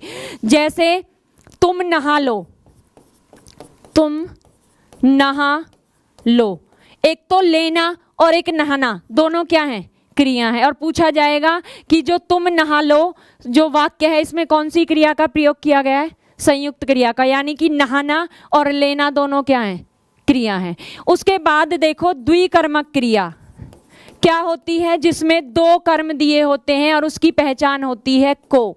यानी कि जब सेंटेंस में आपको को देखने के लिए मिल जाए तो वहां पर क्या होगी, द्विकर्मक क्रिया होगी। जैसे अध्यापक ने छात्रों को पाठ पढ़ाया। ठीक है, एक तो अध्यापक ने, दूसरा छात्रों को, तो यहां पर कौन सी क्रिया हो गई, द्विकर्मक। जैसे भिखारी को भिक्षा दो, कौन सी क्रिया हो गई, द्विकर्मक। कैसे पहचान करोगे, कि वहां पर क्या आएगा, को आएगा। जैसे चिड़ियों को दाना डालो, तो क्या हो जाएगा, चिड़ियों को दाना डालो, कौन सी क्रिया है, को। नेक्स्ट देखो, इसके बाद देखेंगे पूर्वकालिक क्रिया। पूर्वकालिक क्रिया क्या होती है, क्या हुआ, पूर्वकालिक क्रिया बताइए क्या होती है स्टूडेंट्स। पूर्वकालिक क्रिया, हाँ, यानी कि क्रिया से पहले, मुख्य क्रिया से पहले होने वाली क्रिया। और पहचान क्या होती है, उसमें हमेशा कर लगा होता है, पेपर में बहुत बार आया हुआ है। जैसे माँ खाना बनाकर सो गई या सो जाती है, सीता सुबह उठकर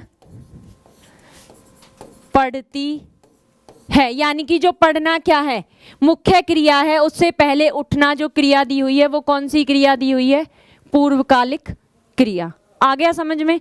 उसके बाद देखिएगा स्टूडेंट, सहायक क्रिया कौन सी होती है, सहायक क्रिया, जिसे हम इंग्लिश में हेल्पिंग वर्ब बोलते हैं। यानी कि जो मुख्य क्रिया की क्या करती है, सहायता करती है। यानी कि जो मुख्य क्रिया की सहायता करती है वो क्या कहलाती है, सहायक क्रिया। ध्यान से समझना, राम घर जाता है, क्या मैं इतना सेंटेंस बोलती राम घर जाता कंप्लीट है, नहीं, आधा है। और जब कभी भी है, रहा, रही, रहे, होंगे, ये शब्द क्या करेंगे, मुख्य क्रिया की हेल्प करेंगे उसे पूरा करने में, तब ये क्या कहलाएगी, सहायक क्रिया। वह गया है, देखो वह गया है।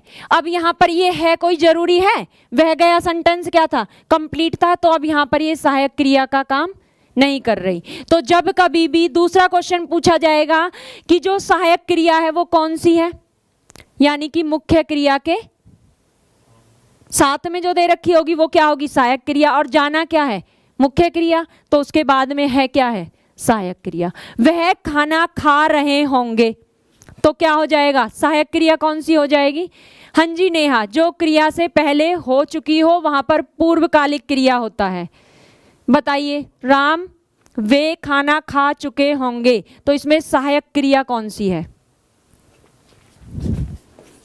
वे खाना खा चुके होंगे, तो बताइए इसमें।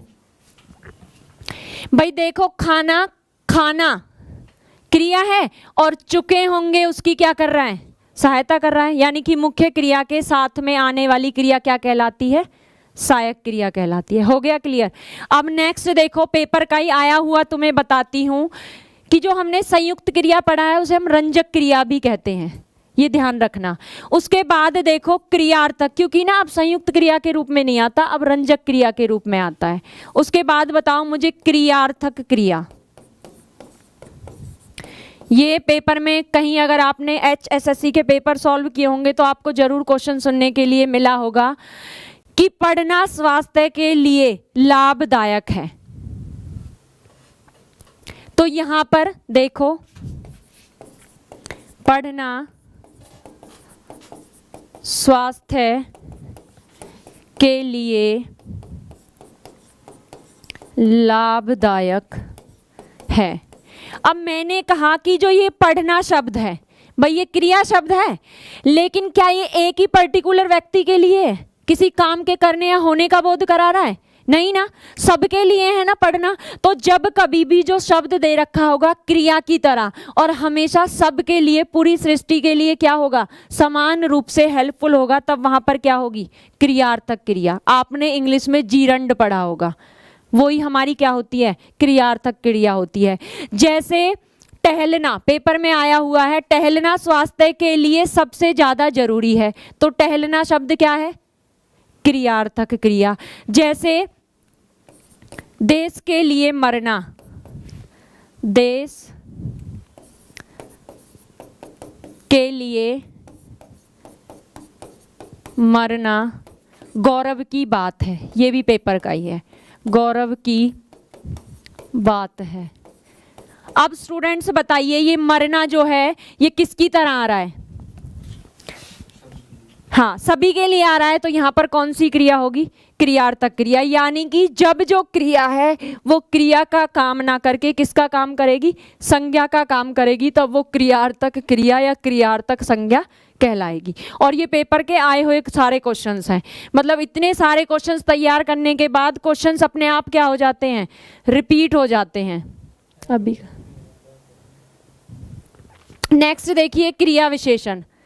क्रिया का चैप्टर हो गया स्टूडेंट, सबको क्लियर? ऑनलाइन स्टूडेंट्स मुझे जल्दी से बताइए। गौरव होंगा, चुके होंगे, हाँ बिल्कुल ठीक है। अब मुझे बताइए क्रिया का चैप्टर सबको क्लियर है? गौरव, अंजलि, नेहा, मीनाक्षी। उसके बाद नेक्स्ट चलते हैं क्रिया विशेषण पर। क्रिया विशेषण क्या होगा?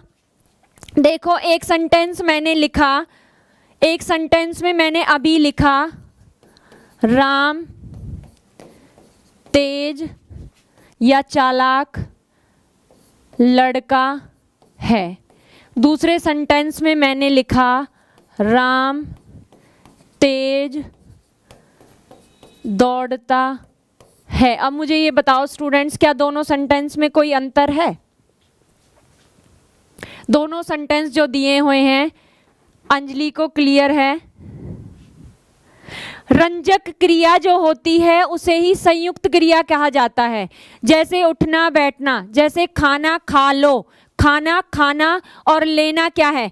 क्रिया, दो क्रियाएं हैं। देखो राम तेज लड़का है, राम तेज दौड़ता है, दोनों सेंटेंसों में कोई अंतर नजर आ रहा है? थोड़ा सा भी आ रहा हो तो जल्दी से बताओ। हाँ, तो क्या बन गया? जब किसी की विशेषता बता रहा है तो विशेषण बन गया, और जब क्रिया से पहले आ रहा है तो क्रिया विशेषण बन गया। और ये ही कंफ्यूज करेगा पेपर में। कैसे पहचान करोगे? क्रिया से पहले आएगा तो क्रिया विशेषण, और संज्ञा से पहले आएगा तो विशेषण, क्योंकि संज्ञा की विशेषता बताता है। अब आता है, अब देखो क्रिया विशेषण, इनमें क्रिया विशेषण कौन सा है? हम, लड़का, धीरे धीरे या चालाक? धीरे धीरे। उसके बाद देखो दिया हुआ है घोड़ा तेज दौड़ता है, रेखांकित तेज। क्रिया विशेषण का भेद बताइए। गुणवाचक क्रिया विशेषण, संख्यावाचक क्रिया विशेषण, रीतिवाचक क्रिया विशेषण या स्थानवाचक क्रिया विशेषण? गुण तो है ही नहीं क्रिया विशेषण का प्रकार, संख्यावाचक भी नहीं है, स्थान तो दिया ही नहीं हुआ, तो क्या हो गया? रीतिवाचक। सबसे पहले हमें क्या याद होने चाहिए? क्रिया के प्रकार पता होने चाहिए, क्योंकि हमेशा जब क्रिया विशेषण और क्रिया का चैप्टर आएगा तो इन दोनों को क्या करेंगे? मिक्स करेंगे। जो क्रिया विशेषण के प्रकार हैं उन्हें कहाँ पर दे देंगे? क्रिया में, और जो विशेषण के प्रकार हैं उन्हें क्रिया विशेषण में। तो पहले तो आपको विशेषण के प्रकार पता होने चाहिए, कितने हैं? 4, और क्रिया विशेषण के भी कितने हैं? 4। लेकिन विशेषण के कौन कौन से हैं? गुणवाचक, उसके बाद संख्यावाचक, उसके बाद और कौन सा बताया था? सार्वनामिक विशेषण, और क्या बताया था? परिमाण। ठीक है, परिणाम नहीं, परिमाण, मान, माप, तोल। मैंने यही कहा था, परिणाम वो रिजल्ट होता है। अब देखो याद करेंगे, वह मधुर गाती है, थैंक यू, वह मधुर गाती है। रेखांकित शब्द मधुर क्रिया का कौन सा प्रकार है? अब बताओ। अब ये रीतिवाचक है, लेकिन अभी क्या हो रही है? कंफ्यूजन हो रही है। इसका मतलब चैप्टर पढ़ना जरूरी है, और 100% श्योरिटी से क्वेश्चन यहाँ से आता है। तो अब देखिएगा, सबसे पहले मैंने कहा कि जो क्रिया विशेषण है भाई वो किसकी विशेषता बताएगा? क्रिया विशेषण जो है वो किसकी विशेषता बताएगा स्टूडेंट्स? क्रिया की, क्रिया की विशेषता बताएगा। उसके बाद देखो स्टूडेंट्स कि मैंने कहा कि क्रिया विशेषण कितने प्रकार का है? 4। तो चारों पता होने चाहिए। सबसे पहले होता है स्टूडेंट्स कालवाचक। काल का मतलब यानी कि समय दे रखा होगा। जैसे राधा आज शाम को घर आएगी, रीता अक्सर यहाँ आती है। जैसे राधा आज शाम आज शाम को घर आएगी। जैसे रीता अक्सर यहाँ आती है, अब ये अक्सर शब्द क्या है? अब पूछा जाए आज काल ही तो है समय। रीता अक्सर यहाँ आती है, अक्सर क्या है? समय है। रीता प्रतिदिन यहाँ आती है, प्रतिदिन क्या है? समय है। ठीक है, काल के बारे में बताया जा रहा है। उसके बाद देखो, काल के बाद आ जाएगा भाई स्थानवाचक। स्थानवाचक यानी कि क्या दे रखा होगा? स्थान दे रखा होगा। जैसे पिताजी मेरे पास ही बैठे हैं, जैसे पिताजी मेरे पास ही बैठे हैं। देखो इसका भी होता है परिमाण, परिणाम नहीं होता, परिमाणवाचक। अब ये परिमाणवाचक क्या होगा? यानी कि यहाँ पर किस चीज की बात की जाएगी? रंजक क्रिया जो होती है स्टूडेंट्स, वो ही क्या होती है? संयुक्त क्रिया होती है। नेक्स्ट देखो, परिमाणवाचक क्या हो जाएगा? यानी कि मापतोल। लेकिन हमने जब विशेषण में पढ़ा था तो वहां पर मापतोल दो प्रकार का था, एक निश्चितता और एक अनिश्चितता। जैसे पिताजी 5 मीटर कपड़ा लाए, पिताजी कुछ मीटर कपड़ा लाए। लेकिन जब कभी भी क्रिया विशेषण की बात होगी तो मापतोल कैसा होगा? अनिश्चित होगा। कैसा होगा? एक ही शब्द याद रखना, अनिश्चित होगा। जैसे कि आज राधा खूब रोई। खूब क्या है? जैसे राम ने बहुत मेहनत की, कितनी की नहीं पता, अनिश्चित है, लेकिन मेहनत तो की है ना उसने, तो क्या हो जाएगा? आज राधा खूब रोई। खूब क्या है? परिमाण है। ठीक है, उसके बाद 4th नंबर पर देखो, सबसे ज्यादा जरूरी है रीतिवाचक क्रिया विशेषण। रीति का मतलब होता है ढंग, ढंग या तरीका, यानी कि किसी काम को करने का ढंग या तरीका। जैसे रीता मधुर गाती है, यानी कि मधुर उसके गाने का क्या है? तरीका है। जैसे शेर तेज दहाड़ता है।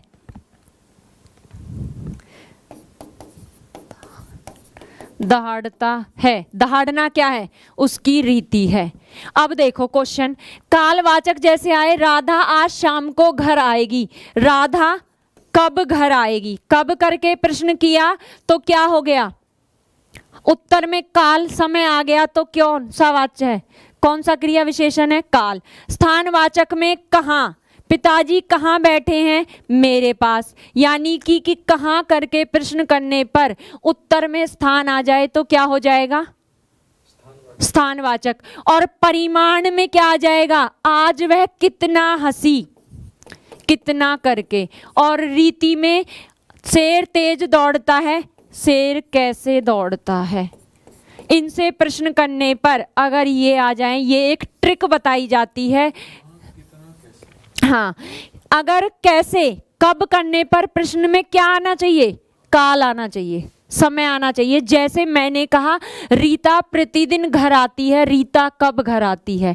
राधा प्रतिदिन नाचती है या अक्सर नाचती है, तो राधा कब नाचती है। ऐसे ही कहाँ करने पर प्रश्न आने पर स्थान आ जाए तो कौन सा हो जाएगा? स्थानवाचक। और उसके बाद परिमाणवाचक आ जाए तो हाँ, और रीतिवाचक आ जाए तो ढंग यानी कि तरीका। आ गया क्वेश्चन, यहां से जरूर आएगा। सबसे पहली बात आपको क्या पता होना चाहिए? Rohit thank you. उसके बाद बताइए क्या पता होना चाहिए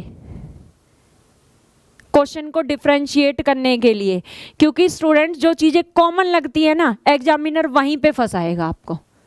तो सबसे पहले हमें प्रकार पता होने चाहिए। अगर आप प्रकार भूल गए ना तो 100% श्योरिटी है कि जब यहाँ पर मधुर और तेज को देखकर क्या लगा कर आओगे?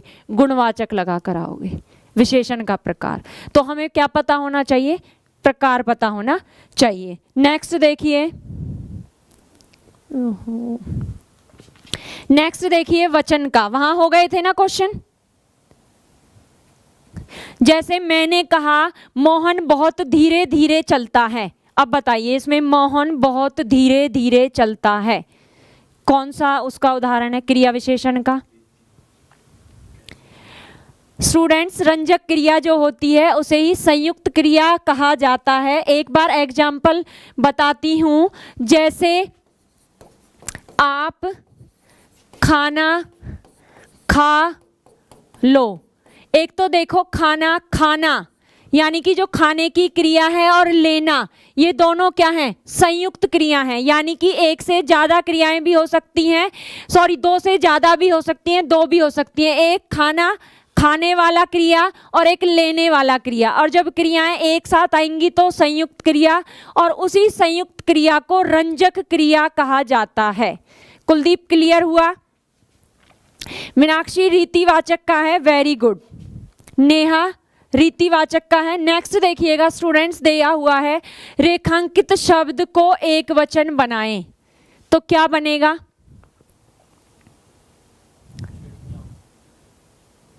कौन से वाला बनेगा? यानी कि कुछ हमें याद भी करने पड़ेंगे। हाँ जी, ए वाला बनेगा। हाँ, वो बहुवचन रूप है और वो एक वचन रूप है, यानी कि जब कभी भी स्त्रीलिंग होता है और वहां पर क्या होता है, लास्ट में आ आता है, तो उसे क्या बना दिया जाता है? या। जैसे डिबिया, डिबिया, तो इसको क्या बना दिया जाएगा? डिबिया। आ गया समझ में? बिंदिया, ठीक है। उसके बाद देखो नीचे लिखे गए शब्द का बहुवचन बनाए। लड़का का क्या बनेगा?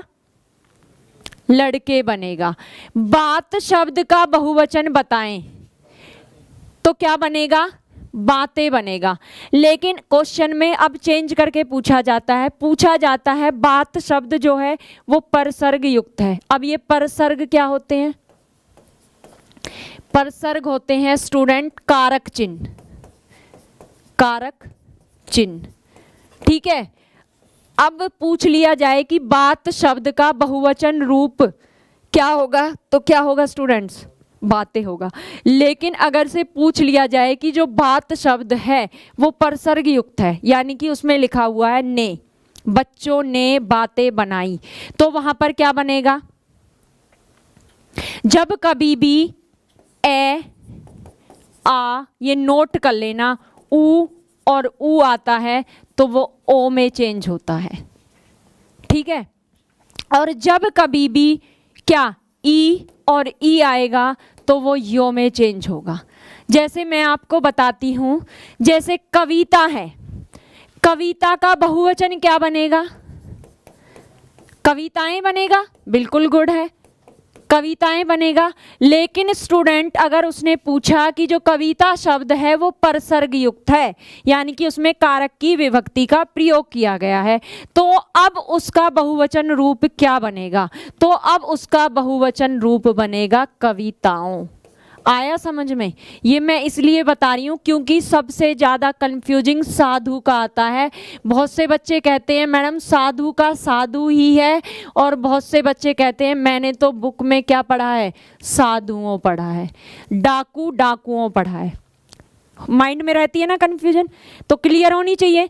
तो यही कंफ्यूजन क्लियर करनी है कि जब कभी भी आपसे पूछा जाए कि साधु का बहुवचन रूप क्या है, तो साधु ही रहेगा। लेकिन पूछा जाए साधु शब्द जो क्या दिया हुआ है, परसर्ग युक्त दिया हुआ है, तो क्या बनेगा? साधु। हो गया क्लियर? ऐसे ही जो कविता है उसका बहुवचन रूप कविताएं हैं, लेकिन अगर आपसे कह दिया जाए कि परसर्ग युक्त कविता का बहुवचन रूप क्या बनेगा, तो वो कविताओं बनेगा, यानी कि ए आ उ को ओ में चेंज करना है। अब जैसे ये देखो नारी, तो यहां पर नारियों, नारियों कब बना?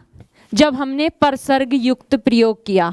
जैसे कहानी, कहानियां होगा, लेकिन कहानियों कब बनेगा?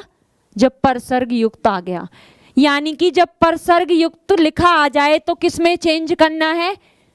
ओ और यो में चेंज करना है। अदरवाइज आपको जो पता है रूल्स वो ही फॉलो करने हैं। अब देखो स्टूडेंट कुछ शब्द कैसे होते हैं। नेक्स्ट देखो माताएं शब्द का एक वचन रूप क्या होगा? माता ही होगा। उसके बाद कमल शब्द का बहुवचन रूप बनाएं तो क्या होगा, फर्स्ट वाला होगा कल में। नेक्स्ट देखो, मालाएं शब्द का एक वचन बताएं तो क्या होगा, माला होगा। यहां तक क्लियर हुआ। अब देखो कि कुछ शब्द क्या होते हैं, कुछ शब्द हमेशा किस में होते हैं, एक वचन में होते हैं। वो कैसे याद रखेंगे कि जब कभी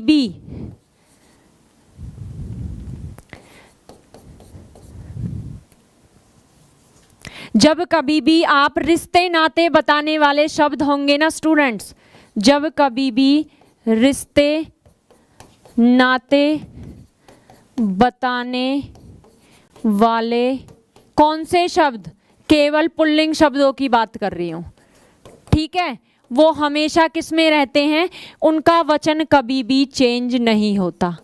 जैसे दादा जो है, क्या आप उसका दादे बना सकते हो, चाचा जो है चाचे बना सकते हो, नहीं ना।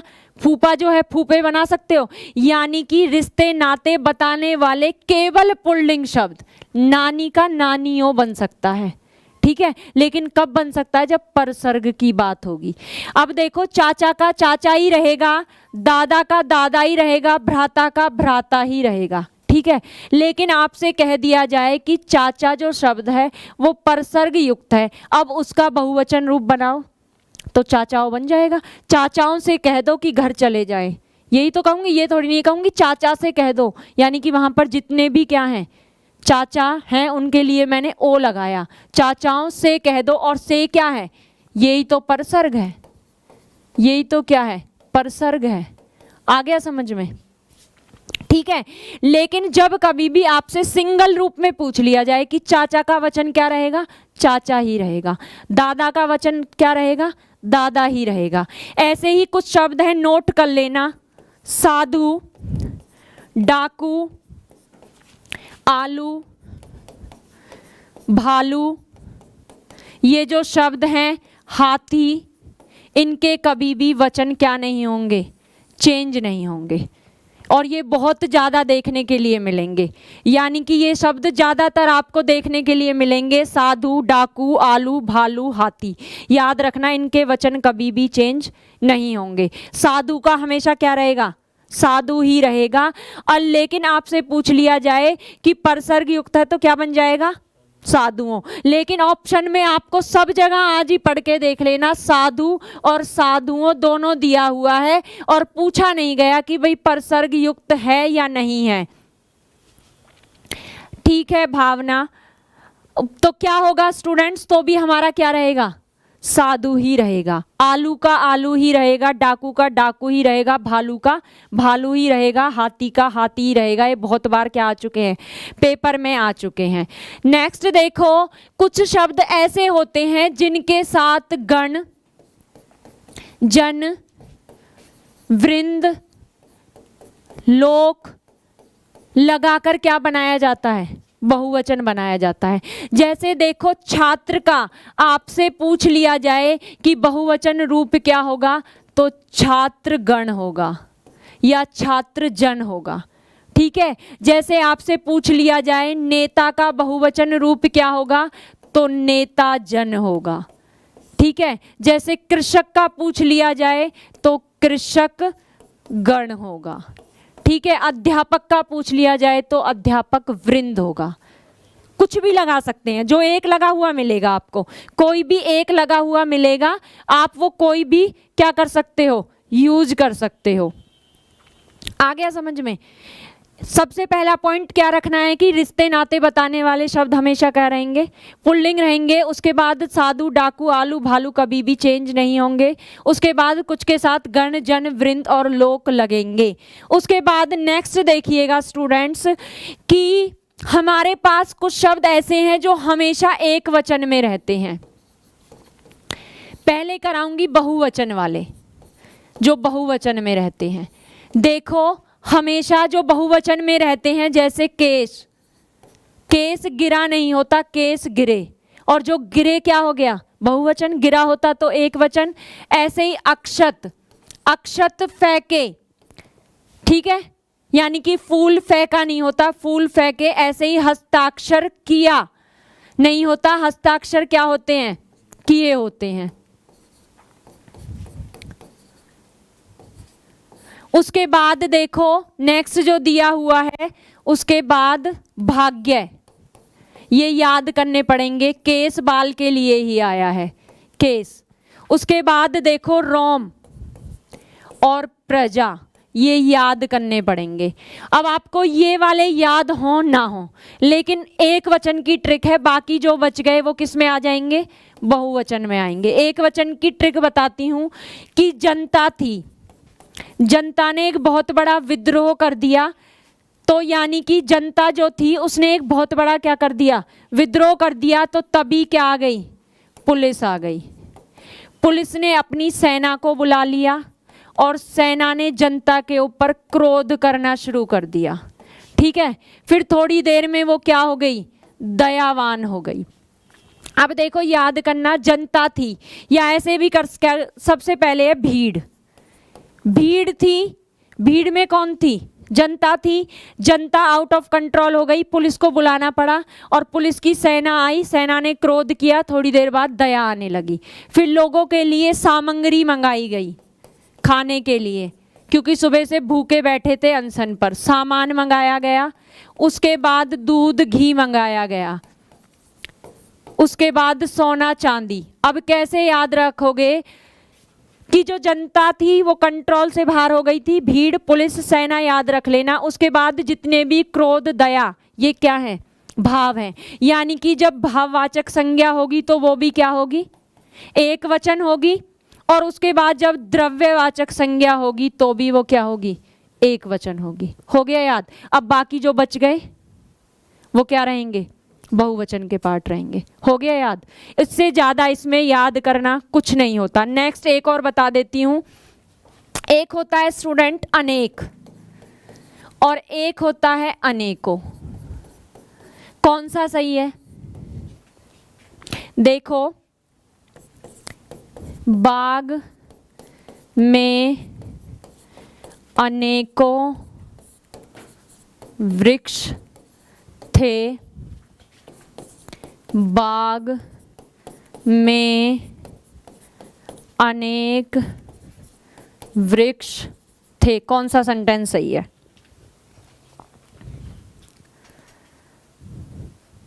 पुलिस जो होगा वो एक वचन में आएगा, पुलिस जो है वो एक वचन में आएगा। अक्षत फूल के लिए प्रयोग किया जाता है, अक्षत फेंके, फूल फेंके। दीपक कुमार, अक्षत शब्द का प्रयोग फूल के लिए किया जाता है। स्टूडेंट ग्रीन पे ग्रीन तो नहीं दिखेगा। कौन सा सेंटेंस सही है, सबसे ज्यादा बार आया हुआ है पेपर में, या तो वचन का क्वेश्चन पूछा जाएगा या वाक्य शुद्ध और अशुद्ध का पूछा जाएगा।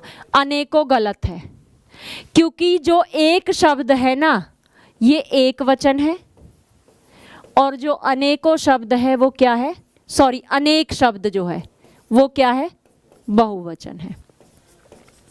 ठीक है, ये देखो बाग में अनेक वृक्ष थे। ठीक है, तो हमें क्या है, हमेशा अनेक क्या है, अनेक का मतलब ही है एक से ज्यादा। अनेकों कोई शब्द नहीं है, बहुत बार पूछा जाएगा। हो गया, अनेकों ठीक है, नहीं अनेकों ठीक नहीं है स्टूडेंट। नेक्स्ट देखिए क्या हो, ये हो गया। उसके बाद बताइए राशियां शब्द का एक वचन क्या होगा, कौन सी वाली राशि, हाँ बी। हमेशा मात्रा का क्या रखना है, ध्यान रखना है कि जब हम बहुवचन बनाएंगे तो मात्रा क्या हो जाएगी, चेंज हो जाएगी। उसके बाद आगे नीचे लिखे गए शब्द को छात्र का क्या होगा, कहाँ, हाँ तो यहाँ पर नहीं हुई ना, कहाँ पर होगी, जो शब्द ऊ की मात्राएं जो होगी वो चेंज नहीं होंगी। वधु है जैसे, अब इसका वधुएं बनाएंगे कौन सी मात्रा हो जाएगी, हाँ तो कहीं जगह होगी, इसमें नहीं होगी, बाकी के जो शब्द होंगे उनमें। ठीक है, छात्रों कब हो जाता, जब पूछा जाता परसर्ग युक्त, तो ओ हो जाता। उसके बाद देखो सखियां शब्द का बहुवचन रूप, सॉरी एक वचन रूप, तो कौन सी वाली सखी, कौन सी वाली? थर्ड। उसके बाद देखो लोटा शब्द का, लोटा का क्या हो जाएगा? लोटे ही होंगे। उसके बाद यहां पर बिंदी लगेगी या नहीं लगेगी?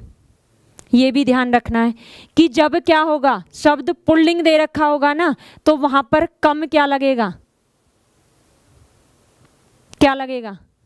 कम मात्राएं बिंदी लगती है, लेकिन जो स्त्रीलिंग दिया होता है वहां पर क्या लगती है? हाँ। उसके बाद देखो भैंसे शब्द का एक वचन रूप कौन सी वाला? उसके बाद देखो दीवार शब्द का बहुवचन रूप क्या हो जाएगा? दीवारें। नहीं,